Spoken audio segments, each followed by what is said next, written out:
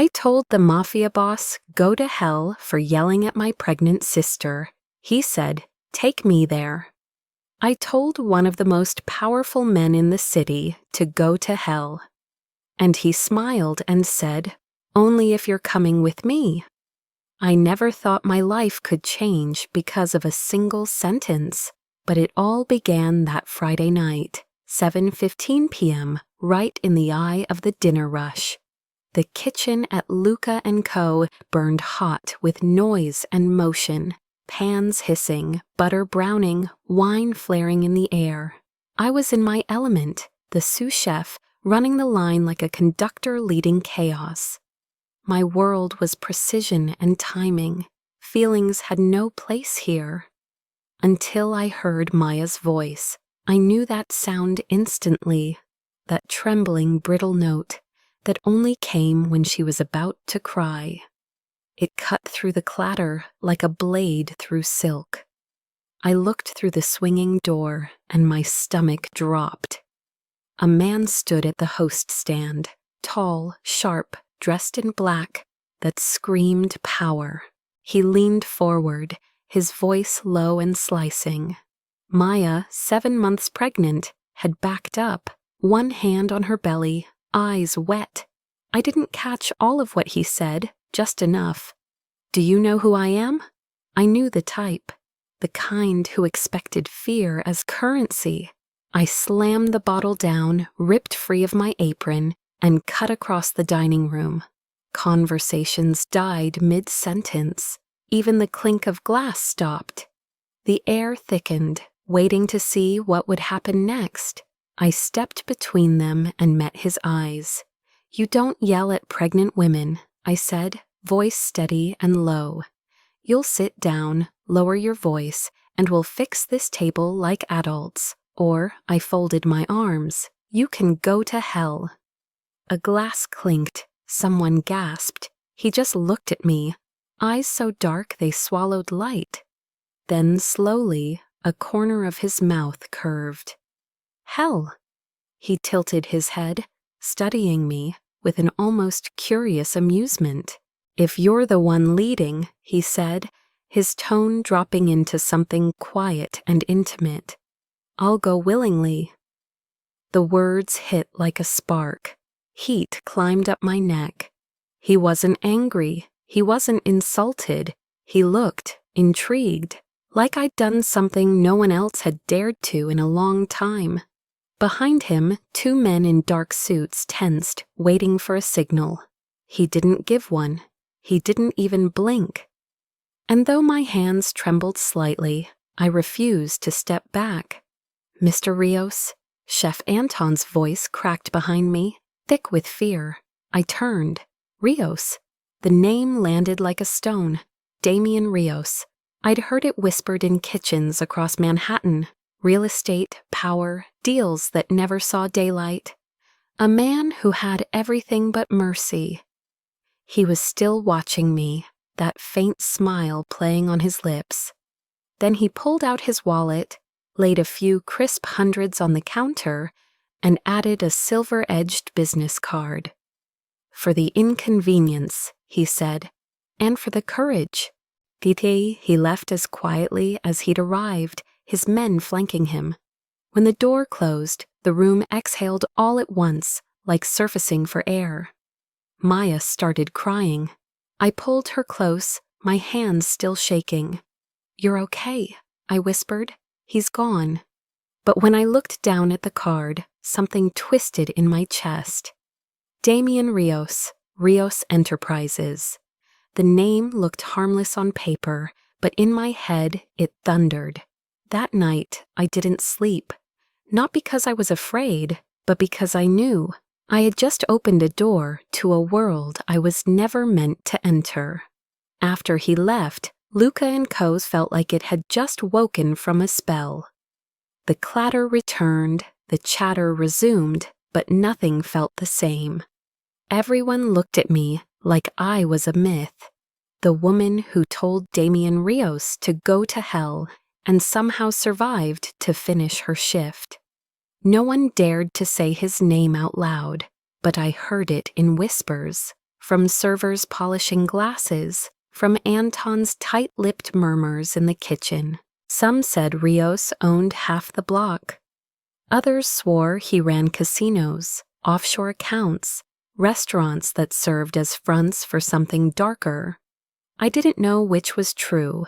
I only knew that I'd looked into his eyes, and he'd smiled. I stayed late, cleaning until the scent of garlic and wine thinned into silence. When I got home near midnight, Maya was curled up on the couch, her hand resting protectively on her belly. "You okay?" I asked. She nodded, eyes glassy. "I didn't know who he was, Elena. I swear I didn't." "It's not your fault," I said softly. "You just happened to stand in front of the wrong man's temper." But that night I couldn't sleep. His name echoed like a pulse. Rios. That smile, that voice, the calm in his chaos. It wasn't fear that kept me awake. It was something harder to name. The next morning, flowers arrived. A vase of deep red roses, heavy enough to break glass. No card, just a folded note with sharp handwriting. "Friday night. Dinner. You owe me an explanation." I almost laughed. An explanation? He wanted civility after humiliation? I crumpled the paper and threw it away. But Monday, another bouquet came. White lilies this time, cool and elegant.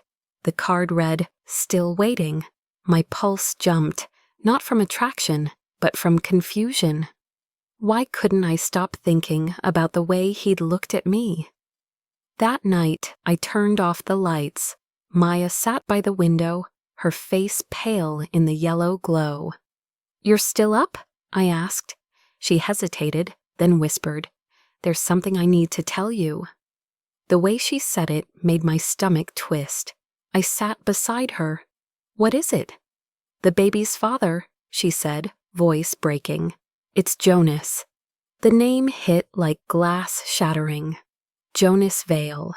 The man I once loved, once feared, and finally escaped. He had a smile that made people trust him and hands that knew exactly how to hurt without leaving bruises. I pulled my hand away. "You're kidding." She shook her head, tears spilling. "After you left him, he came to me. I was angry at him, at you, at everything.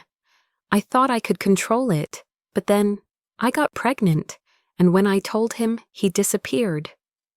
The room went quiet, except for the rain against the window. I didn't know whether to scream or hold her. So I did both. I wrapped her in my arms, let her cry into my shoulder, my own tears hot against her hair. "It's not your fault," I whispered. "He's the one who broke us both. We'll handle it. I won't let him hurt you again." She trembled. "There's more." My throat tightened. "What?" "He owes money, Elena. A lot. 50,000. To Rios's organization." My heartbeat spiked. "What did you say?" "Jonas gambled. He lost. They want their money back. He's been hiding. That night, when Rios came to the restaurant, he wasn't there to eat. He was there to meet Jonas." Everything clicked. His look, his words, the strange invitation, the "you owe me an explanation." It wasn't coincidence. It wasn't flirtation. It was a warning. Rios hadn't found me by accident. He already knew. About Maya, about Jonas, maybe even about me. And now we were standing in the middle of a storm I hadn't seen coming. I stared out the window, rain sliding down the glass like falling time. If hell had a front door, I realized, I'd already stepped through it that night. I stayed up all night, watching rain smear across the glass. The name Damian Rios pulsed through my mind like a current. Every time I closed my eyes, I saw his face, those steady eyes that seemed to see every secret I hadn't spoken. I didn't know how much he knew, but instinct told me he was moving closer, step by step, like a game I'd already lost without knowing I was playing. The call came at 8 in the morning. No number, no name. You couldn't sleep, could you? His voice was low, smooth as wine, but cold. How did you get my number? I have my ways, he said, and I called because I think we should meet. There are things you need to hear from me, not the rumors. I have nothing to say to you, but you have something to lose. His tone dropped lower, each word deliberate. Jonas Vale, he owes me money, 50,000, and he's vanished, leaving the debt behind? I don't collect from pregnant women, Elena, but not everyone in my world shares my principles. I went still. Are you threatening me? No, I'm giving you a choice. Then say it. Meet me tonight, Ristorante Nero, 8 o'clock, just talk. He hung up before I could refuse. I stood there, staring at the dark screen, feeling like I'd been pushed to the edge of a cliff without knowing if there was ground below. That night I went, not out of trust, but fear, not of him, of what he could do to Maya. Ristorante Nero glowed amber in the rain, tucked into a quiet Manhattan street. The air smelled of herbs and old wood. I walked in, damp from the storm, my dress clinging to my skin. The host didn't ask my name. He just nodded like he'd been waiting and led me to a corner table. He was already there, calm, still, half his face lit, half lost in shadow. White shirt, sleeves rolled, silver watch catching the light. He looked more like control personified than danger. You came, he said. I don't have much time. Neither do I, so let's not waste it. He gestured. 2 glasses of red appeared. What do you want? I asked. I want you. He paused before my heart could react. Not that way. I need someone who doesn't lie. Someone who'll tell me the truth, no matter who's listening. I don't follow. Jonas owes me 50,000, he said simply. He's gone. By the rules of the streets, the debt passes to whoever's closest, Maya. I don't agree with that rule, but not everyone under me shares my mercy. My stomach tightened. What are you asking me to do? I'm offering a deal. He swirled the wine, his tone smooth, businesslike. 6 weeks. You work for me, office, meetings, wherever I need you. You observe, you report, you speak only the truth. Nothing illegal, nothing immoral. After 6 weeks, the debt is gone. Maya and the baby are safe. You want a secretary? He shook his head. A witness, someone with eyes that don't look away. I gave a dry laugh, equal parts fear and disbelief. You have an army of people better than me. No, Elena, I have people who are afraid, not people who are honest. His gaze didn't waver. You're the first person to tell me the truth in 10 years. I said nothing. The words hit deeper than I expected.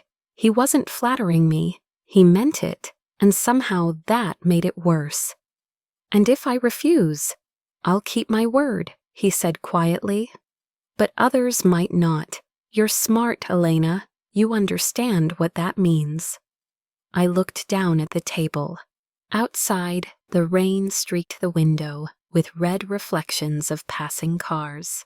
Every part of me wanted to run, but Maya's trembling voice still echoed in my head. I won't do anything illegal. I don't need you to. I won't sell myself. I'm not buying. We stared at each other, the air between us thin, fragile, electric. Finally, he slid a folder toward me. I opened it. White paper, black ink, clauses precise as scalpels. No illegal acts, no physical relations, no violation of autonomy, clean, cold, terrifying. I read it twice. You really think I'll sign this? He leaned back, eyes dark and sure. I don't trust contracts. I trust eyes. I met his gaze, long enough to feel the edge of fear blur into something else. something sharp, alive, dangerously human. I picked up the pen. My hand shook. "If I do this, Maya's safe?" He nodded. "I promise." I signed. As the ink bled into paper, it felt like sealing a door behind me. He watched me, a faint smile curling at the edge of his mouth. "Welcome to hell, Elena," he said softly. "Don't worry, there's room for you here." And the strangest thing was, I believed him.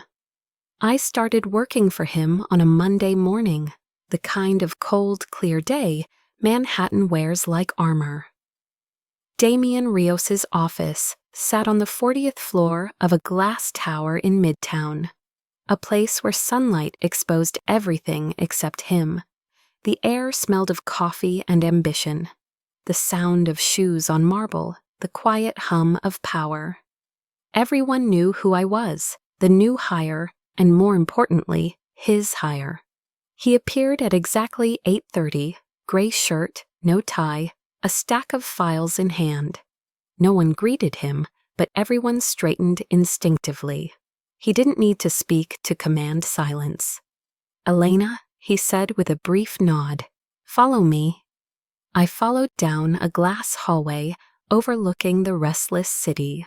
His main office was darker than I expected. Wood, leather, muted gold light.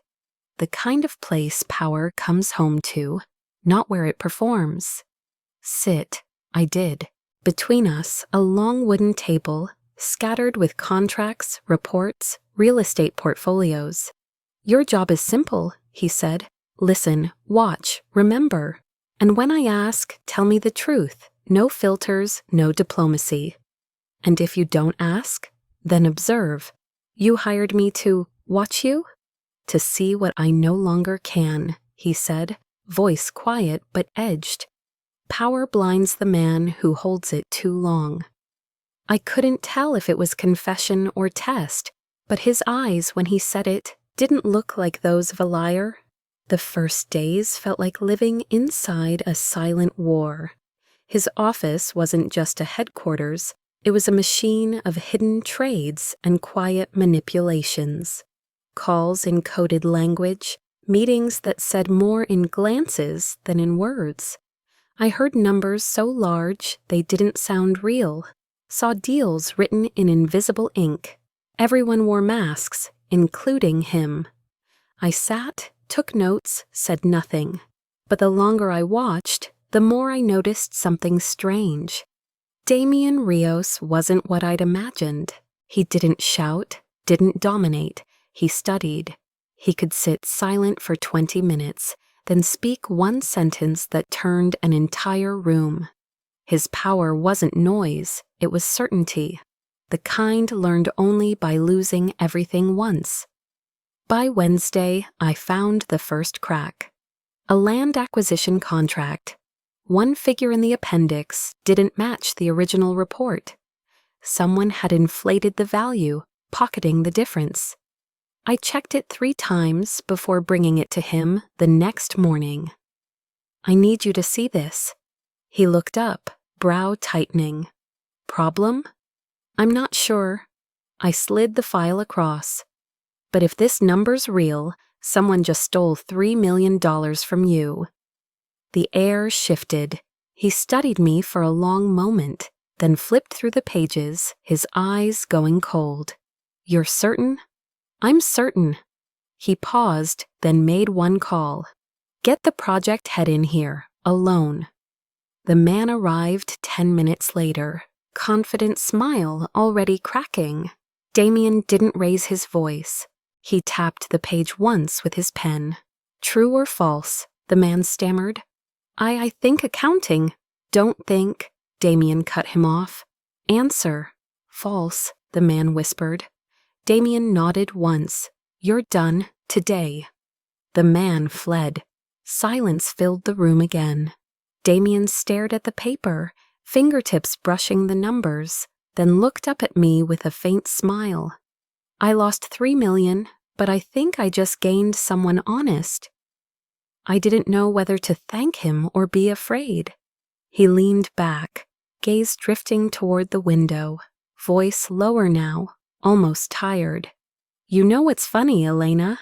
I have hundreds of people paid to look, but I needed one underpaid stranger to actually see.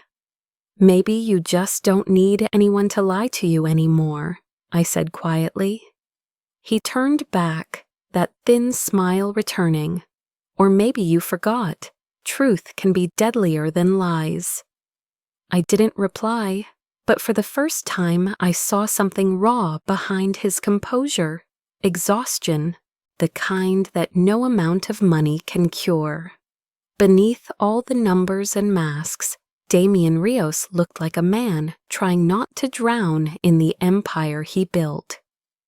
When I left his office, he was still sitting there, the afternoon light cutting across his face, catching the small scar above his left brow.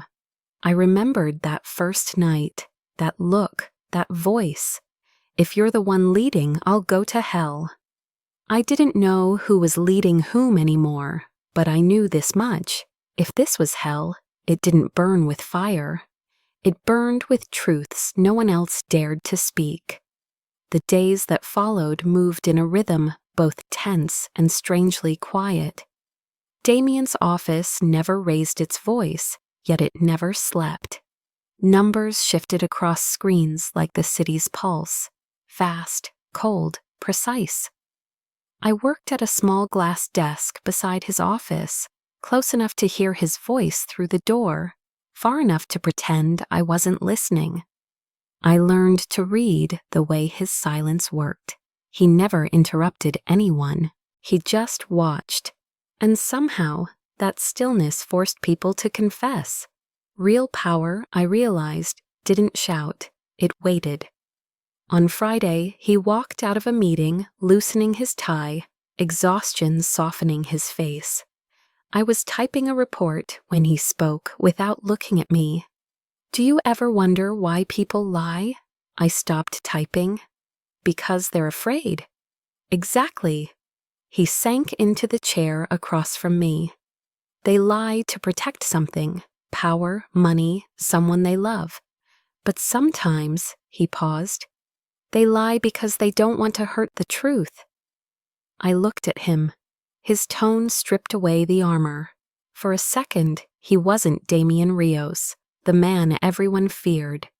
He was just a man who'd been hurt enough to build a kingdom to hide behind.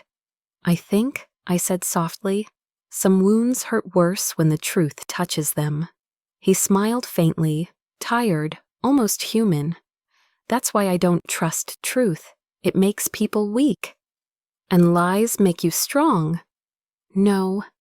His gaze met mine, dark and steady. They make me survive. I didn't answer. His words struck something in me. The quiet fear of living in a world where kindness was a liability. That afternoon, he brought me to a private meeting at the plaza. Gold light, crystal glasses, 3 men in expensive suits. They smiled too much. Every word was too smooth. I took notes silently, watching the details, how one man's fingers drummed when money was mentioned, how another avoided Damian's eyes. When they left, Damian asked, "What did you see?" "They didn't look at you when they talked numbers." "They're lying," he said. "Yes," I nodded, but not out of fear, out of arrogance. "They think you're too busy to notice." He froze. The smile vanished. "And what do you think?" "I think they just made a mistake." For the first time, his eyes softened, not admiration, but acknowledgement. That night, he sent me home in his car. As the driver opened the door, Damian said quietly, "Take tomorrow off. You've done enough." "Oh," I started to thank him, but he added, voice low and rough, "When you tell me who's lying, I believe you. But when you tell me I'm strong, I know you're wrong." I carried that line home like a secret. Rain streaked across the window, city lights bleeding into colors too bright to be real.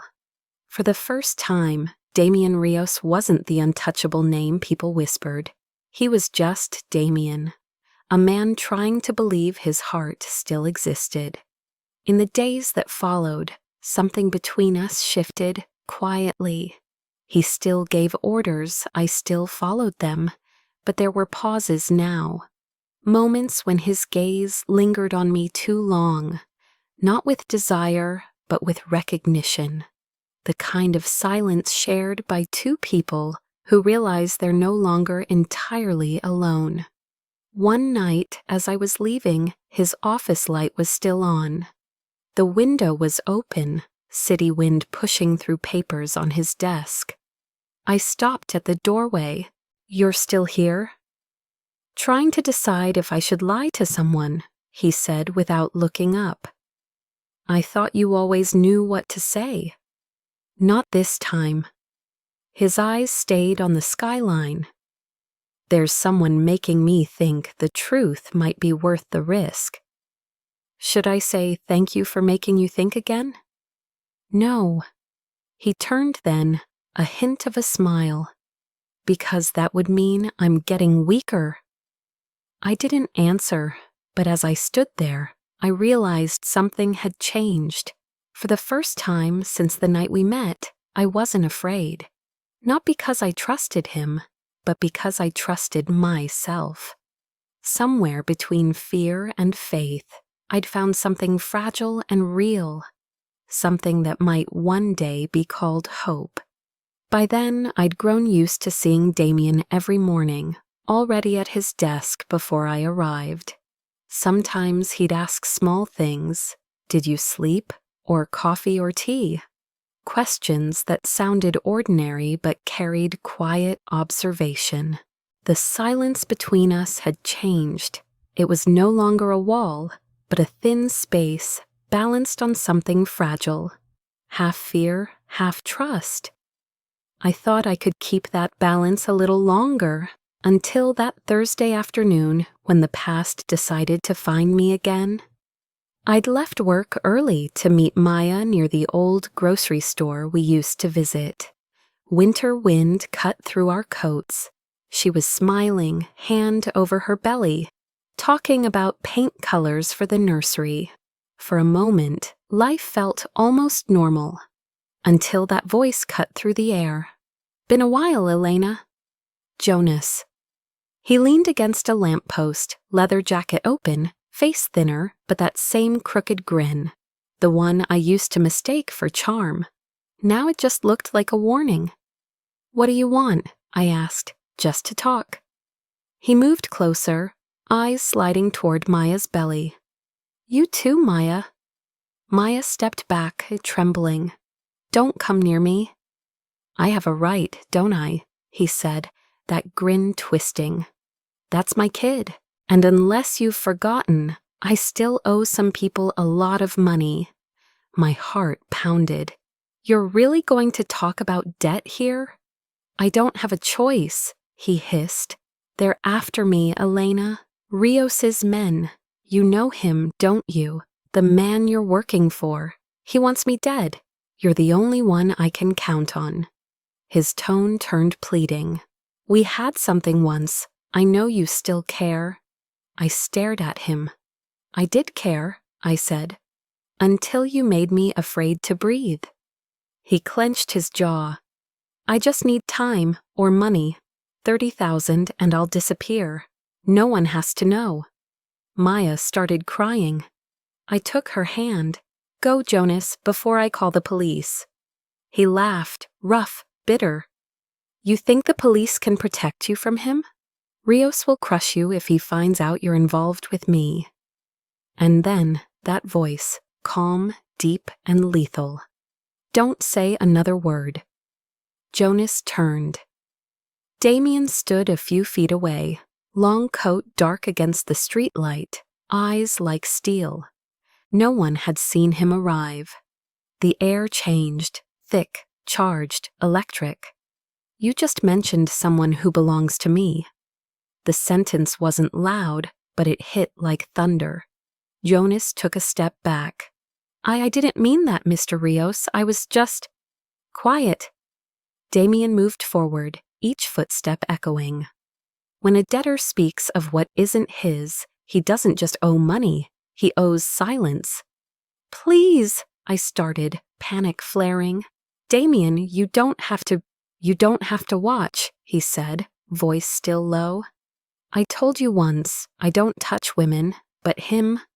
His gaze didn't waver. He chose to threaten what's mine. I don't forgive that. Jonas turned to run. Two men stepped from the shadows, silent and precise, like they'd been waiting. One grabbed his arm. The other murmured something too soft to catch. Damien didn't even look. Just one nod. Take him.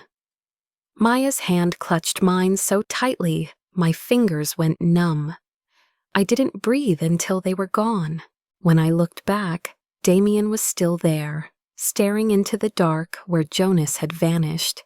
Only when he spoke did I realize how hard I was shaking. You all right? I don't know. He nodded once, eyes softening just enough. Good, go home. This won't happen again. I swallowed hard. What did you do to him? Handled, he said simply, as if that one word explained everything. I wanted to ask what handled meant, but something in his tone told me not to.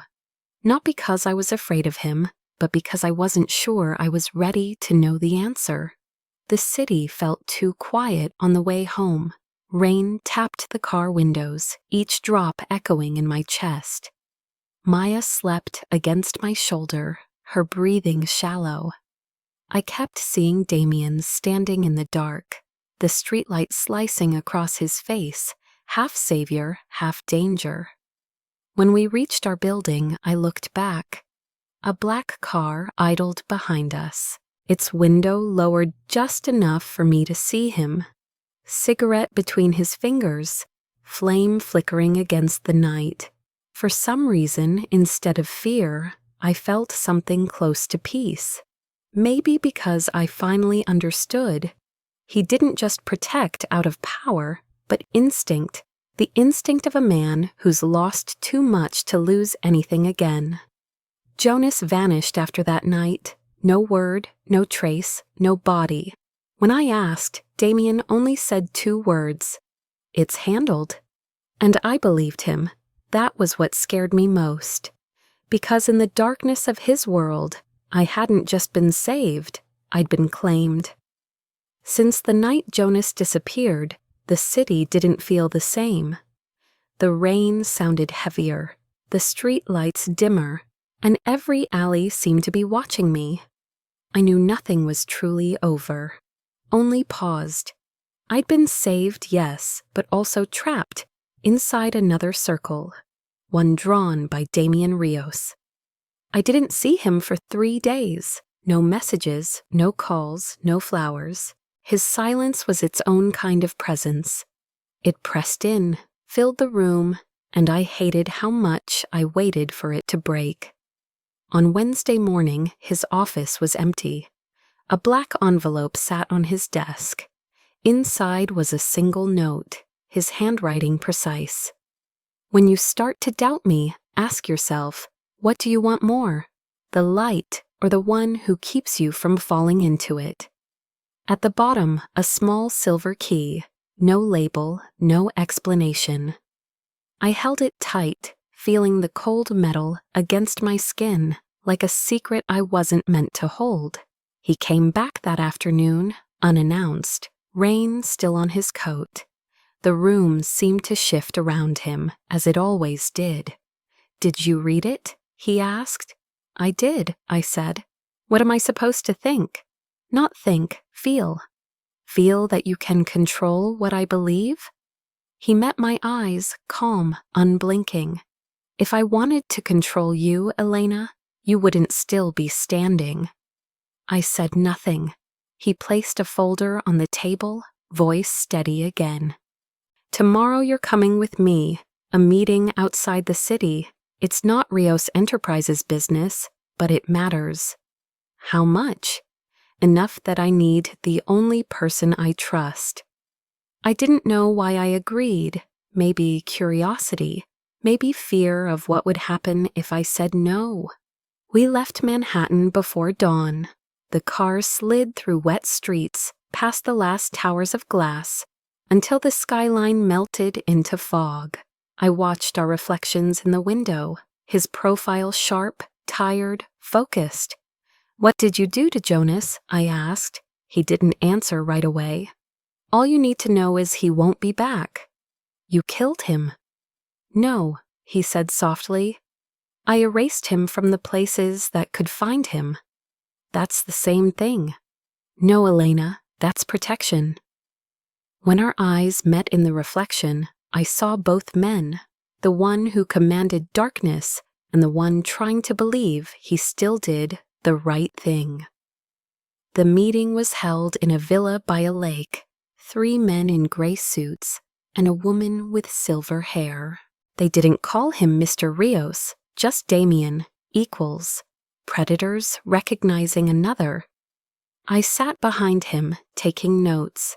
They talked in riddles about money and power, invisible deals wrapped in clean language. And I realized none of them feared him. They respected him. This world didn't run on right or wrong, only on who stood last. Midway through, the silver-haired woman glanced at me. "You're Damien's new addition." "I'm just an observer," I said. "No," she smiled thinly, eyes flicking toward him. "You're someone he lets in the same room. That says more than you think." He didn't react, but I saw his jaw tighten. The meeting ended near sunset. On the drive back, I finally asked, "Why did you bring me?" "Because I wanted you to see." "See what?" "The world I'm trying to keep you out of." I stared at him, my chest tightening. "You think I need you to be safe?" "No," he said quietly. "But you can't be safe until you understand what you're standing next to." We stopped halfway across an old bridge. The lake below reflected shards of dying light. Damien leaned against the railing, cigarette between his fingers. Ever think light can blind just as much as darkness? I think darkness makes people forget where they're going. "Maybe," he murmured, looking at the horizon.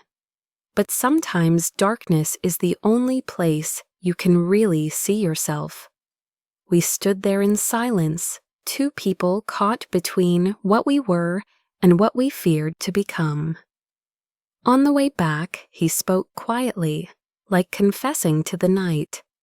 "You know, Elena, I haven't trusted anyone in 10 years, but now I'm starting to be afraid again. Because if I trust, it means I can lose." I looked at him and felt something I hadn't expected. Not pity, not fear, but something softer, deeper. I didn't know when his fear and my faith began to intertwine. I only knew that somewhere between darkness and light, I'd stopped wanting to find the way out. After the meeting by the lake, Damien and I drove back to Manhattan in silence. The city lights slid across the car windows, refracting through everything we hadn't said. He didn't look at me, but I knew we were thinking about the same thing. The thin line between trust and blindness. I thought we'd have a few more quiet days to breathe. I was wrong. Darkness doesn't wait. 2 days later, I went back to the restaurant where I used to work. Carla, our floor manager, had called. "He booked a table tonight," she whispered. "Rios, I thought you'd want to know." I didn't know what I wanted, but I went anyway. The restaurant gleamed, calm, almost peaceful. I spotted him instantly. Black shirt, glass of wine, head tilted in thought. When his eyes met mine, the world paused. He nodded once, motioning me over. "You come here often alone?" I asked. "No," he said. "I came to wait for you." I barely had time to answer when the sound came. Soft at first, like a glass breaking, then sharper, a shot. Everything happened too fast. Someone screamed. Glass shattered. Damien grabbed me, pulling me down as shards rained from above. His body covered mine completely, weight and warmth shielding me from the chaos. "Don't move," he whispered, voice rough but steady. There was shouting, running, the screech of tires outside. A second shot rang out, closer. I could feel his breath at my ear, the smell of smoke and cologne and blood. My hand pressed against his back, wet, warm. "Damien," I whispered, "you're bleeding." "It's nothing. You're shot." "It's nothing, Elena." When the gunfire stopped, he pulled me to my feet and led me out the back door. His men appeared from nowhere, silent and efficient. One offered him a coat, another tried to steady him. He waved them off. "Get her home." "What about you?" 20 minutes. I didn't argue, but the sight of blood seeping through his sleeve burned into me. When the car drove away, I looked back. He was still there, standing under the rain, unshaken, as if pain was something that happened to other people. He showed up at my apartment hours later. No words, just a faint trace of blood, and a look that made my hands tremble. I opened the door. "You need a doctor." "I need a bandage." I led him inside. The wound was on his shoulder, not deep, but bleeding. I fetched the first aid kit, anger and fear blurring together.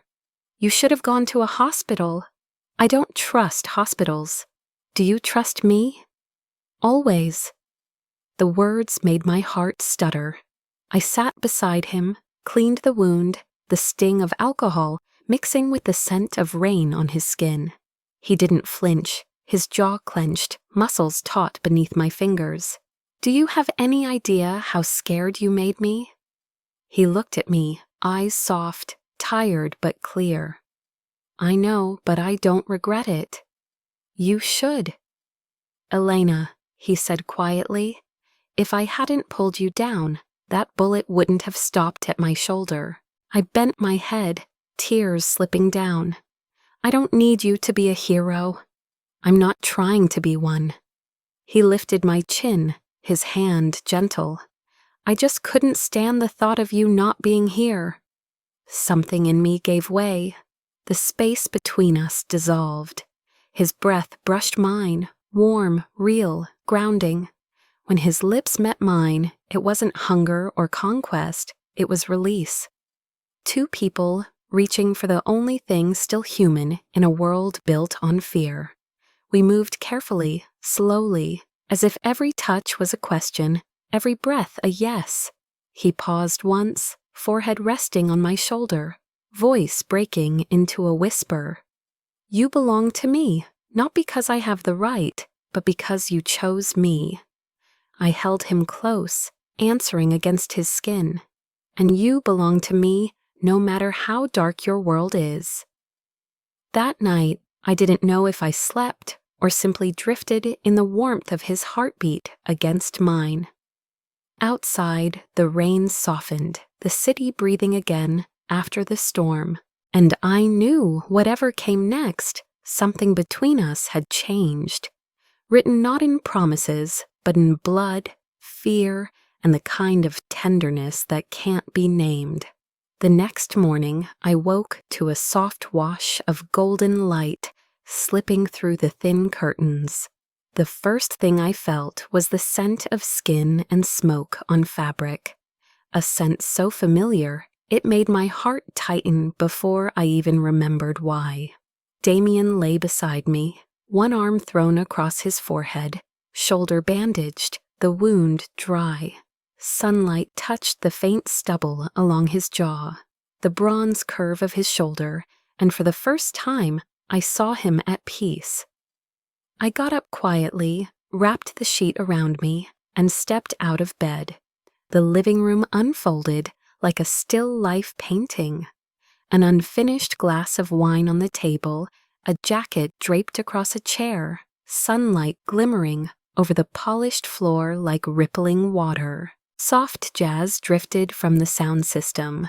No one had turned it on. It simply belonged to the room. like an old habit that refused to die. I stood by the window. Manhattan was waking beneath a pale sky, traffic crawling back into rhythm after a night of rain. Everything looked calm, ordinary, but inside nothing felt the same. "You're awake." His voice came rough, low from sleep. I turned and saw him leaning in the doorway, still wrapped in a haze of morning. "You should rest," I said. "I don't sleep much." He came closer, eyes unreadable. "I've been thinking, maybe it's time you moved in here." I froze. "What?" "I don't want you at that old apartment anymore. It's not safe." "I'm fine." "No, Elena," he said, voice even but absolute. "You're not fine. Last night could have ended differently. I'm not letting that happen again." I said nothing. The morning light fell across his face, drawing out both exhaustion and certainty. "You can't protect me forever." "I'm not trying to protect forever," he said. "I just want you somewhere the world can't reach." I walked past him, eyes roaming over the penthouse. It was wide and silent, but not cold. Everything about it surprised me. Dark wood, warm lighting, abstract art, framed photos that didn't seem posed, books on the shelves instead of bottles, a piano by the wall, dust soft on its keys. "How long have you lived here?" I asked. 10 years? No one else?" "People came," he said, a ghost of a smile crossing his lips. "No one stayed." I turned away before he could see what that did to me. He came closer, his hand grazing the small of my back, a touch, not a hold. "There are no cameras in private rooms," he said. "No guards have keys. If you stay here, it's not because I need control. It's because I need to know you're still breathing when I walk back in." I looked at him for a long time. There was no command in his voice, only a plea carefully disguised as certainty. "You call it safety," I said quietly, "but to me it sounds like captivity." "If that's how you see it," he replied, "I won't force you. But if you choose to stay, I promise, this place will belong to you more than it ever did to me." I didn't answer. Something in the way he spoke cracked the walls inside me. I wandered through the apartment, pausing by the kitchen window. Light spilled across the steel sink, scattering in silver ripples. A vase of white flowers sat on the counter, the water fresh. Such a small thing, yet it caught me off guard. The man who once commanded the underworld remembered to change the water for flowers. That afternoon, he showed me around the penthouse, his tone almost shy. "Library here, music room there," he said. "If you stay, tell me what you need." I stopped by the window again, sunlight spilling gold across the skyline. "Do you ever get tired of controlling everything?" "I don't control," he said. "I just hold things together so they don't break. And if they still do—" He looked at me, his eyes carrying both night and day. "Then let them break, as long as you don't." The words hit something deep inside me. I turned away, afraid that if I looked at him any longer, I'd believe him. When evening fell, the city lights painted the ceiling in soft gold. I sat on the sofa, watching Damien write in a leather notebook. His hand trembled slightly. The wound must still ache. "What are you writing?" I asked. "A list of things worth keeping." "Am I on that list?" He looked up, smiling faintly, weary but real. "No. Because you're not something to keep. You're what makes me stay." The room went quiet, but it wasn't the silence of fear anymore. It was peace, fragile, unfamiliar, but real, like the calm that comes after a storm has passed. I sat there watching him, realizing that maybe power wasn't about who commanded whom. Maybe it was about who dared to give someone else their freedom. And I knew then I'd already chosen to stay. Not for safety, but because here, between light and shadow, beside the man who had once been darkness itself, I could finally breathe. I don't know when I started getting used to the rhythm of life inside that penthouse. Maybe it was the morning Damien left coffee on my bedside table without a word, or the evening he kept the living room light on until I came home late. His presence wove itself into small details, quiet, unannounced, but constant. The next month, Maya entered her 8th month of pregnancy. Carla and a few friends from the restaurant decided to throw her a small baby shower, the first I'd ever attended. I spent the whole morning decorating, taping pastel paper on the walls, tying blue and white balloons by the windows. The tiny apartment on Broome Street had never been this full of laughter. Maya wore a floral maternity dress, glowing as if every fear from the past months had been washed away by spring sunlight. I was arranging cupcakes when a knock came at the door. No one was expecting guests. When it opened, the room froze for a second. Damien stood in the doorway, holding 2 large boxes. 2 of his men behind him carrying more gifts. Gray suit, loosened tie, that look that made the world stop moving whenever he entered it. Should I pretend to be surprised? I asked, trying to sound casual. He shrugged, a ghost of a smile. I was invited. Not by me. Maya invited me. I turned to my sister, who was laughing, hand over her belly. You didn't. He helped you, and he's kind, she said, eyes bright. He's family, isn't he? Damien set the boxes down on the table. Inside were a cream-colored stroller, a handmade Italian knit blanket, and a small silver keychain engraved with Maya and baby Vale. The room gasped in unison. You didn't have to do this, I said softly, my throat tightening. I know, he replied, voice calm and low. But since you won't let me do anything for you, I did it for your sister. The words hung in the air, warm and heavy. I wanted to laugh and cry at once. Maya stepped forward, placing her hand on his shoulder. Thank you, she said. Really, no one's ever made me feel this safe before. He only nodded, saying nothing more, but his eyes found mine, steady, quiet, full of things unspoken. The party went on, lighter now. Carla turned on music, and my friends whispered that they'd never met a man like him. Someone who could scare you and reassure you at the same time. Damien didn't take the center of attention. He stood in a corner with a glass of lemonade, watching everyone with a gentleness that didn't seem to belong to him. At one point, Maya opened a tiny baby shirt and suddenly burst into tears. I rushed to her, but she grabbed my hand and pulled me closer. I was afraid of so many things, she said, but not anymore, because you're here, and because he's here too. I smiled through the lump in my throat. He's no angel, Maya. No, she whispered, but sometimes even devils know how to hold an umbrella over the ones they love. The words silenced both Damien and me. When the party ended and people drifted away, the late afternoon sun filtered through the paper garlands hanging from the ceiling. Maya sat among piles of gifts, one hand on her belly, face calm and content.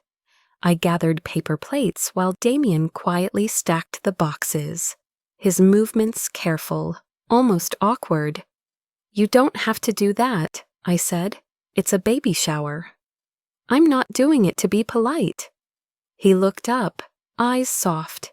I just don't want to leave while you're still here. I didn't know what to say. There was something in his tone that made my chest ache. A small light kindling in the dark, not a flame, but the glow of a home. When we stepped outside, The air smelled of sugar and paper flowers. He walked beside me, not touching, yet his presence felt like safety itself.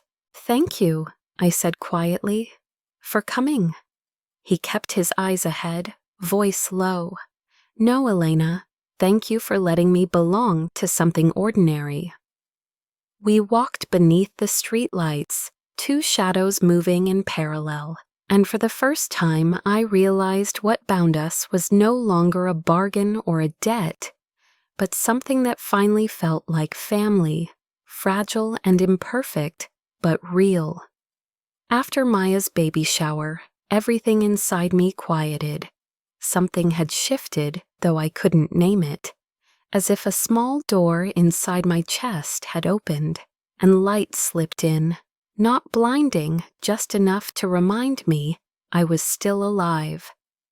I began to see Damien through another layer, not as the man who controlled everything, but as someone learning how to let go.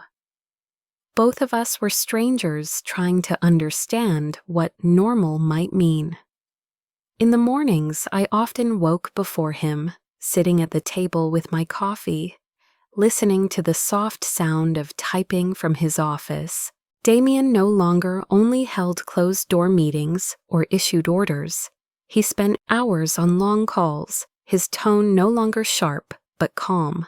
Once, passing by, I heard him say, "We'll rebuild, no shortcuts. I don't want anything built on fear anymore."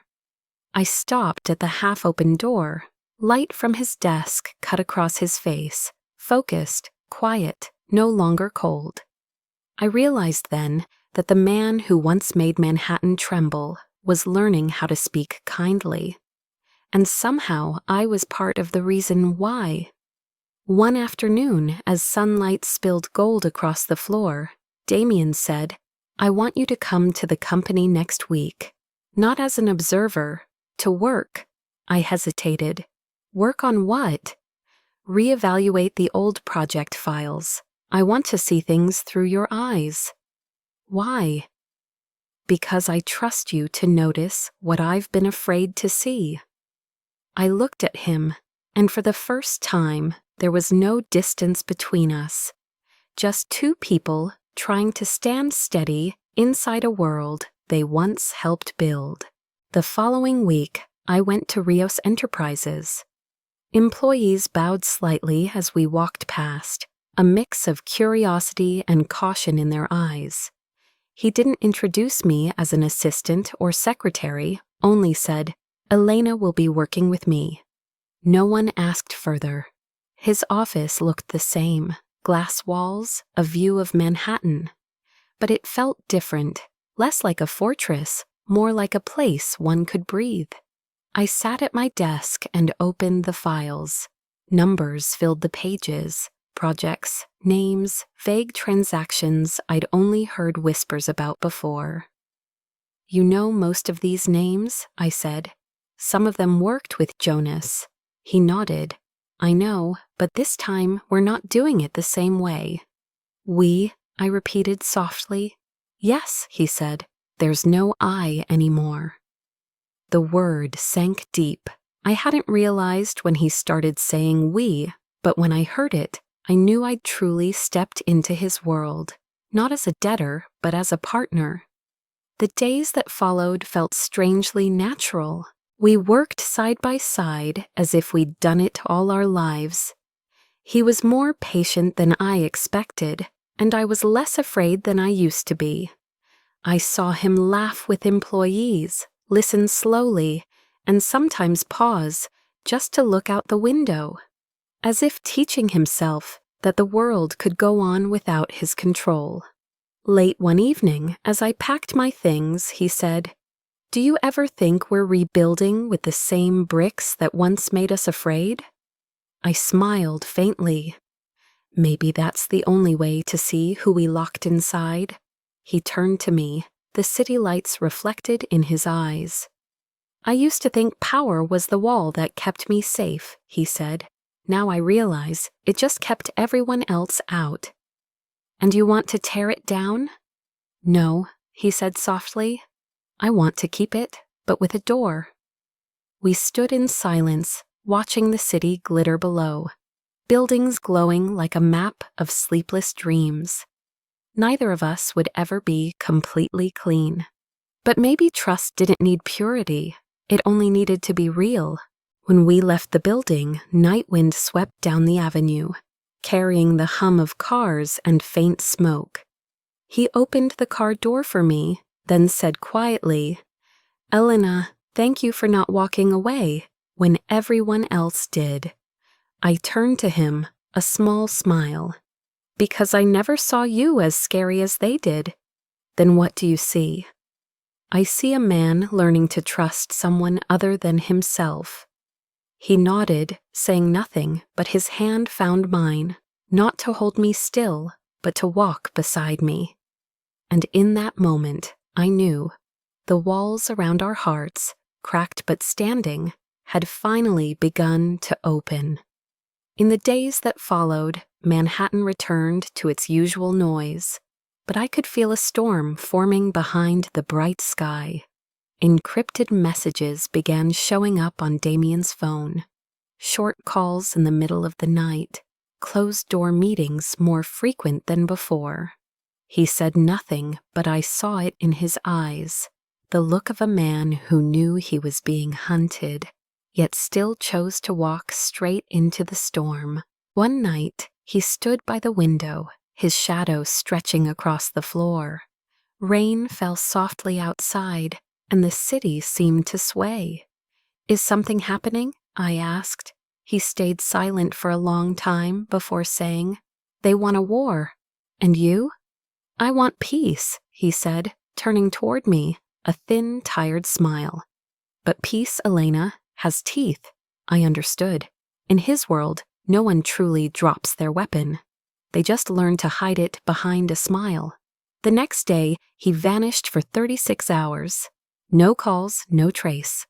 Only a message on my phone. "Don't worry, just calming a wind." I didn't sleep for 2 nights. The nightmares returned. Gunfire, blood, shadows. When the door finally opened on the 3rd morning, he walked in, shirt soaked from the rain, uninjured but with eyes dark as if he'd faced a real storm. "What did you do?" I asked, voice trembling. "I talked," he said. "Just talked?" "Yes." He sat down, removing his watch, tone calm, too calm. "I told them that if they fired 1 bullet, they'd lose a hand, but if they kept their guns in their pockets, they still had a chance to shake mine." I looked at him for a long time. "So you won." "No one wins in peace," he said. "Only those who know when to stop." As that outer storm faded, another began, in the small hospital room where Maya went into labor early. I was there when Damien got the call. He'd just left a meeting, dust still on his coat, but he ran. I'll never forget it. The man who once made an empire kneel, standing outside a maternity ward, hands clasped, eyes fixed on the door. No longer Damien Rios the kingpin, but a man terrified of losing someone he'd never admit he loved. Then the cry of a baby filled the hall. I don't know if he or I exhaled first. Maya was exhausted but smiling, tears streaking her face, as the nurse laid the baby on her chest. "Her name," Maya whispered. "Her name is Elena." I froze. "You named her after me." "Because you're the reason we're both still here." I turned away before Damien could see the tears, but he was there, his hand warm on my shoulder. "She's right," he said softly. "Not all of us get to be born again. Sometimes someone else does it for us." 3 days later, Maya and the baby came home. I hadn't planned for Damien to visit, but he arrived anyway. A bouquet of white flowers in one hand and a small box in the other. "I didn't know what to give someone who just arrived in this world," he said. "So I gave her what I never had, a wish for peace." Inside was a tiny silver bracelet engraved Elena Vale. May your world be soft. Maya smiled through tears.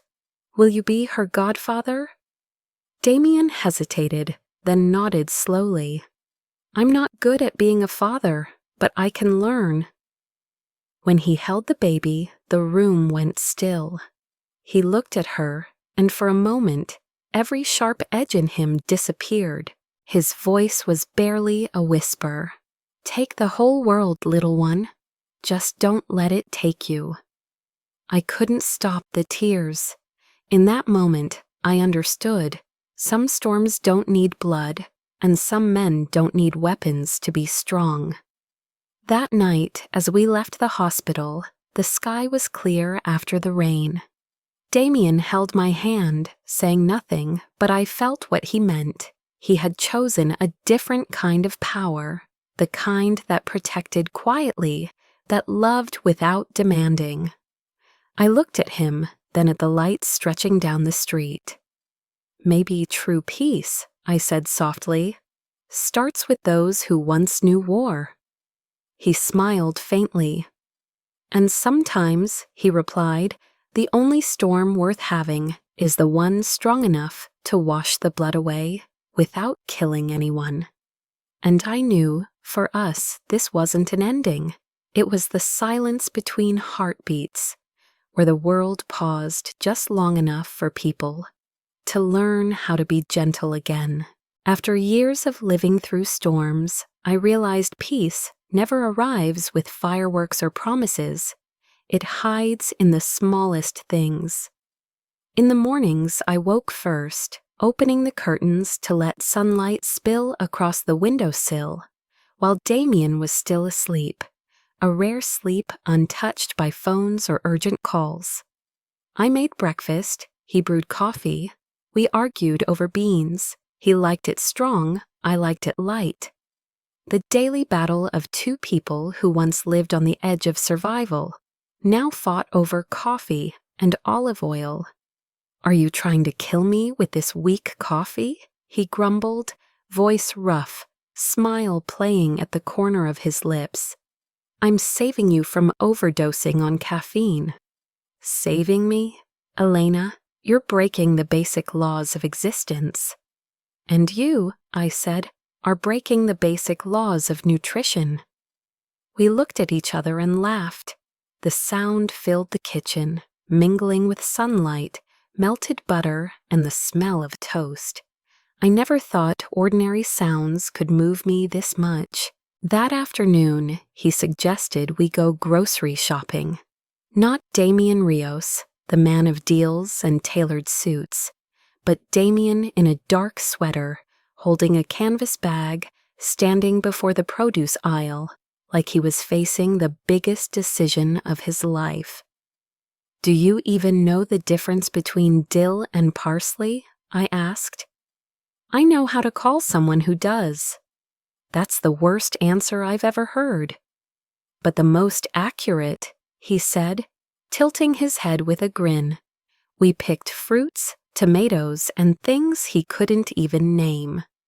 The old woman at the stall smiled, watching him carefully arrange the bags. I didn't say it out loud, but I realized then his real power wasn't in negotiations or glass towers, but in the way he relearned life's smallest rituals he'd long forgotten. A few weeks later, he told me he wanted to take me somewhere. I didn't ask, just followed. The car stopped in a quiet cemetery outside the city, shaded by golden maples.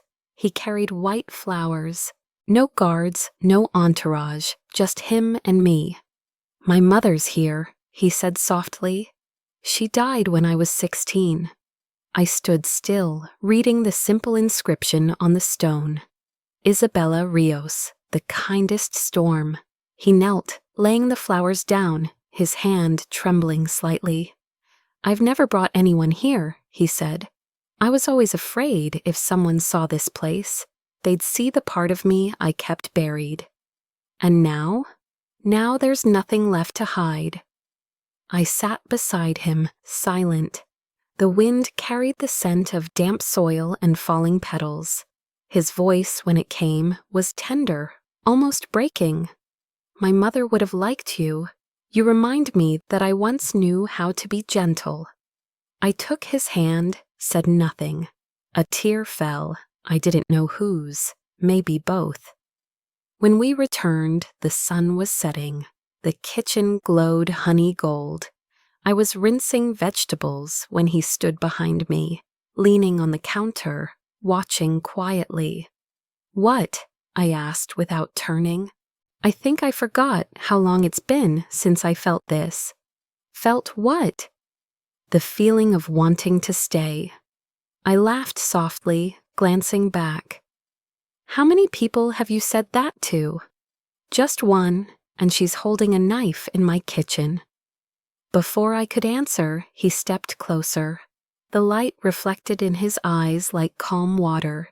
He placed his hand over mine, his voice barely a whisper. "Stay." No ring, no ceremony, just the sound of running water and the glow of sunset on the wall. I looked at him and understood he wasn't pleading. He was offering the one thing he'd never offered anyone: belonging. I smiled, setting the knife down, my hand closing around his. "I already have." In that moment, I realized light doesn't only fall on the highest places. It lingers in small corners of a kitchen, on the shoulder of a man who once lived in darkness, in the heart of someone who finally believes they're worthy of love. Outside, the city kept moving. Inside, time stood still, and I knew this was where the light stopped. Not because it ran out of road, but because it had finally found a place to stay.